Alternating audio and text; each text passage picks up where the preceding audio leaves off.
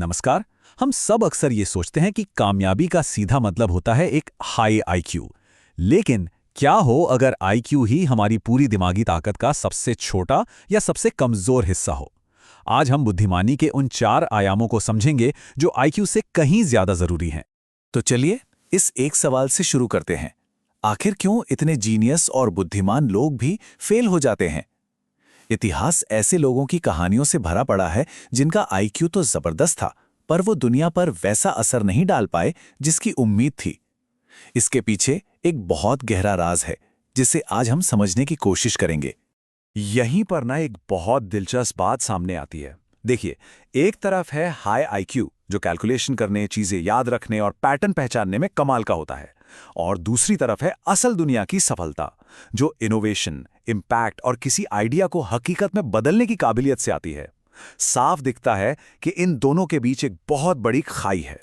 इस खाई को समझने के लिए जेरॉक्स पार्क का उदाहरण एकदम परफेक्ट है। सोचिए, एक ऐसी जगह जहां दुनिया के सबसे तेज दिमाग काम करते थे। इन लोगों ने सचमुच भविष्य का आविष्कार किया, जैसे कि ग्राफिकल यूजर इंटरफेस, जिसे आज हम सब अपने कंप्यूटर और फोन में रोज इस्तेमाल करते हैं। लेकिन एक बहुत बड़ी प्रॉब्लम थी। वो अपने इन शानदार आविष्कारों को प्रोडक्ट्स में नहीं बदल पाए। मतलब जीनियस तो वहां था, आइडियाज भी थे, लेकिन उस आइडिया को हकीकत में बदलने की जो ताकत होती है ना, जिसे कहते हैं एग्जीक्यूशन, वो पूरी तरह से गायब था। और यही कमी हमें बुद्धिमत्ता के पहले नए आयाम तक ले जाती है। तो पहला आयाम है रीफ्रेमिंग। इसका मतलब है किसी भी समस्या को एक बिल्कुल ही अलग नजरिए से देखना। देखिए, हमारा दिमाग ना अक्सर बने बनाए रास्तों पर ही सोचता है। रीफ्रेमिंग की काबिलियत उन रास्तों को तोड़कर एक नई दिशा खोजने के बारे में है। महान गणितज्ञ एलन ट्यूरिंग ने कहा था, हम आगे बस थोड़ी दूर तक ही देख सकते हैं, लेकिन वहां भी हमें करने के लिए बहुत कुछ दिखाई देता है। ये बात रीफ्रेमिंग की आत्मा को पकड़ती है, यानी समस्या को एक नए एंगल से देख पाना। तो ये रीफ्रेमिंग इंटेलिजेंस आखिर है क्या? ये किसी भी समस्या की जो बुनियादी धारणाएं हैं, जो बेसिक अजम्पशंस हैं, उनको चैलेंज करने की क्षमता है। ये उसकी सीमाओं को फिर से बनाने की काबिलियत है, ताकि एक नया ही सोल्यूशन मिल सके। मतलब ये सिर्फ जवाब ढूंढना नहीं है, ये सही सवाल पूछना है। अच्छा, तो ये काम कैसे करता है? इसके 3 सिंपल स्टेप्स हैं। पहला, समस्या की बुनियादी मान्यताओं को पहचानो। दूसरा, उन मान्यताओं को चुनौती दो कि भाई ये सच क्यों होनी चाहिए। और तीसरा, उस समस्या को देखने के लिए एक बिल्कुल नया फ्रेमवर्क, एक नया ढांचा बनाओ। ठीक यही एलन ट्यूरिंग ने नाजियों के एनिग्मा कोड को तोड़ने के लिए किया था, जब बाकी सब ने हार मान ली थी। ठीक है, अगर समस्या का ढांचा बदलना पहला कदम है, तो दूसरा आयाम है कनेक्टिंग। मतलब अलग अलग बिखरे हुए विचारों को एक साथ जोड़ना।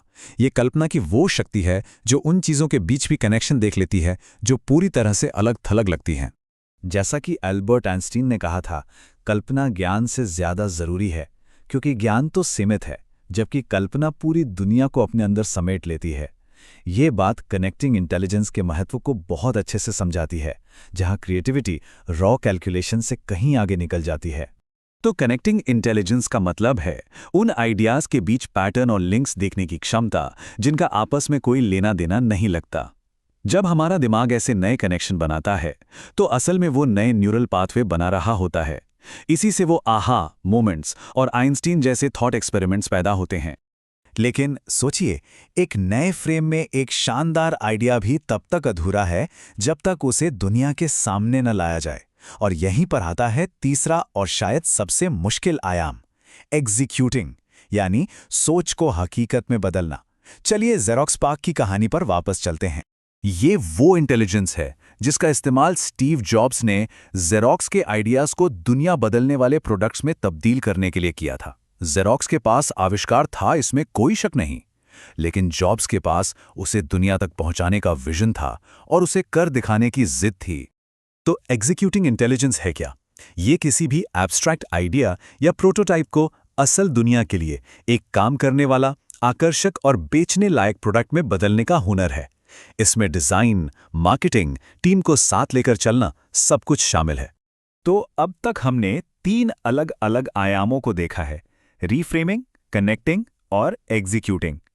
और ये सब हमारे ट्रेडिशनल आईक्यू के साथ मिलकर एक कॉग्निटिव टूल किट बनाते हैं, मतलब दिमागी औजारों का एक पूरा सेट।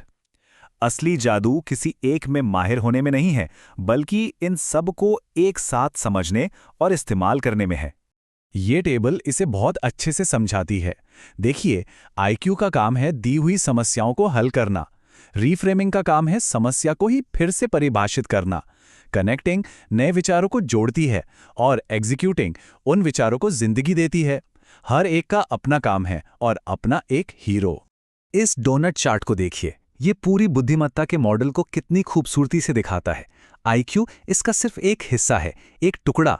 असली प्रतिभा इन सभी हिस्सों को एक साथ इस्तेमाल करने में है, एक पूरी तस्वीर बनाने में है।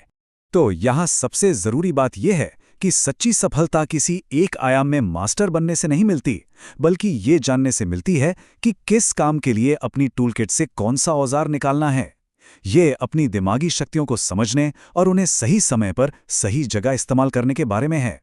तो इन सब आयामों को समझने के बाद एक आखिरी सवाल मन में उठता है, किसी की अपनी सुपर पावर क्या है? ये सोचने वाली बात है कि इन चारों आयामों में से किसी का सबसे मजबूत पक्ष कौन सा होता है। क्या वो समस्याओं को एक नए नजरिए से देखने में माहिर है, या फिर नए आइडियाज को कनेक्ट करने में, या चीजों को हकीकत में बदलने में, या फिर कैलकुलेशन में तेज है। अपनी असली ताकत को पहचानना ही उसे और बेहतर बनाने का पहला कदम है।